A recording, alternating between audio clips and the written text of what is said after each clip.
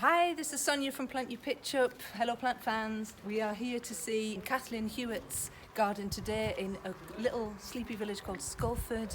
It's beautiful actually. Not only has Kathleen got a lovely garden, but she's also running the local post office, and she has the only shop in the village, so she's really at the hub of the community, and you can see that with her generosity with the plants that she gets, her new seedlings. She's potting them up and she's putting them out there, and the community are taking them with thanks.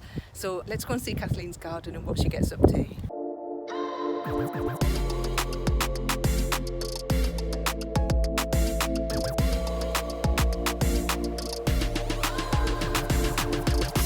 Are you the prime carer of the garden? Is the garden kind of your thing? Yeah. So what would you describe the garden as? Developing. It's always developing. Developing, yeah. Would you describe it as like a cottage garden or Yeah. not? I feel like this has got a cottage vibe. I think all of it's ended up being cottage garden. I love the idea of moving through the garden and having areas to sit and sections with different views. And I like to be able to get away. I mean, this is a really busy little community, so sometimes it's nice just to noticed that even just from this morning. constant. So I like to get behind the grasses and sit, or over in a corner, and just try and get some peace and quiet and some privacy. Yeah. All the roses are scented. And are they? So you pick them to scent? Yeah, to get the scent, I've tried to get perfume. So when Doug's clients come in, I wanted them coming into scent and colour. And then the lavender, they brush past it as they walk through. And there's mint and sage and thyme. So as they walk in, they're already getting those scents and feeling of relaxation. Yeah, that's a really good idea. It's about getting the right mindset. So Doug's done a master's in the science behind the correlation between mental and physical health, and so he really understands that the way you think affects what you can and can't do. And so he works really hard to get his clients' mindset positive, relaxed, and so he likes them to come into a lovely atmosphere, and they'll come in saying I can't, and they'll go out saying I might. And he says it's really important that they come into a nice warm welcome and nature and texture and calmness, and then they sit looking out on the garden when they're talking to him. And lots of them end up going home as plants. You told me about that, a boot full of plants. Some of the things were really important to me, like for instance the different stages of the bedding there. The planting is at different levels, but also the backdrop there is at different levels. I wanted that to be almost like when you were sitting there, you couldn't see the planting, but also double up as a seating area if you wanted it. Okay. And I wanted to be able to see the wood. You've created rooms. Yeah. Did you create the rooms? We decided on the rooms. Doug doesn't visualise things three-dimensionally, so a great tip for people like him. We got a big, like an ice cream tub. We put some sand in it. Because this was on a slope, we staged it into the levels I wanted to put in. We used Lego for where we were going to put sleepers. We had an avocado skin, which was the pond, and we put in some chairs and things made of Lego, and so we had a three-dimensional model of what the garden was going to look like. Oh, brilliant! So when the guy with the digger came to dig out the hole, we showed him that and said, "That's what we want." He's got his favourites, and so things like the eucalyptus was bought for him by the family. It's a cracker. For eucalyptus, it's quite a slow-growing one, but eventually, I guess we'll have to top it or something. And the Mexican broom next to it. Originally, the person who used to live in this house, the first time I ever spoke to them, they asked me how to prune a Mexican broom. Okay. That particular specimen died, but we've now replaced it with this one. Right. And so that was kind of... We won't take that as a comment on the advice.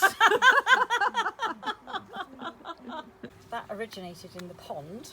And this one is part of the pond planting as well. Oh, yeah. And it's that yellow flowering one over there. Oh, this one here? Yeah. Oh, yeah. The Crested Newts have an amazing dance, and if you're lucky enough to see it, it's usually in the evenings, and we watched it last year. The male has a white strip under his tail, and he puts his forelegs down, raises his back end and flicks his tail in the air so that you can see his white tail flapping around. That's amazing. And the females come over, check him out to see if he's good enough. And then when they lay their eggs, he then covers the eggs after they've laid them. And you can see her wrapping. She uses her back legs and she wraps the leaves round all the eggs to secure them to a plant. That's amazing. It's fantastic. And we buy in forget-me-nots, water forget-me-nots, especially for them because they just annihilate them. Right. It's basically laying fodder. The pond looks beautiful. I can't believe the pond is only 1 year old. I know, it's fantastic. Within 3 weeks of putting water in it, we already had wildlife moving in.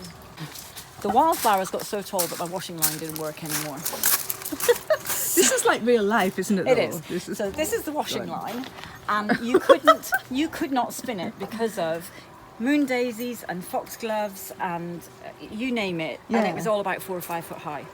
So what we're going to do is we're going to transplant the wildflowers out onto the verge, which is quite a sizable area, and we're going to leave the ferns and the hostas in here because it's nice and shady, and put some gravel down, and then I might actually be able to dry my washing.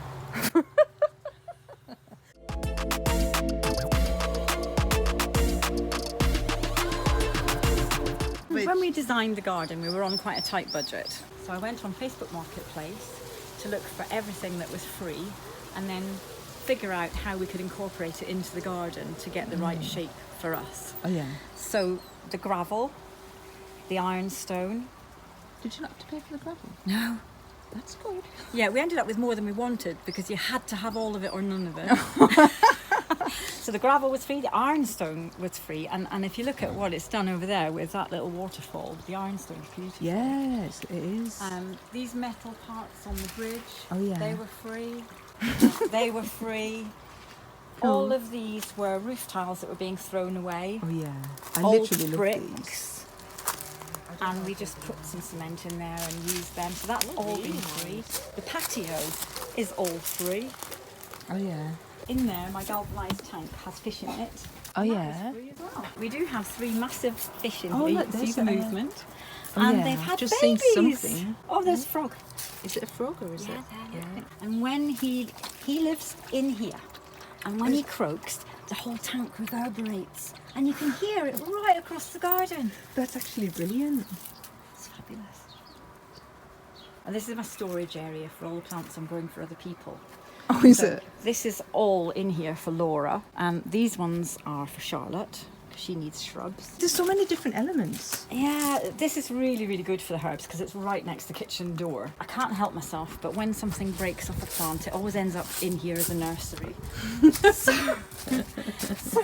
we've got a little anemone coming up, and what's the one that gets the tall plant, yellow flowers in clumps as it goes up the stem? Oh, phlomis. Yeah. Yeah. So that's a little phlomis that got snapped off by a Oh, dog. right. Stuck it in there. It's growing. It's happy. My twig is growing. This is the only sunlight it gets is late afternoon, so I can grow all sorts of things in here that won't grow next door. They're like little jewels, aren't they?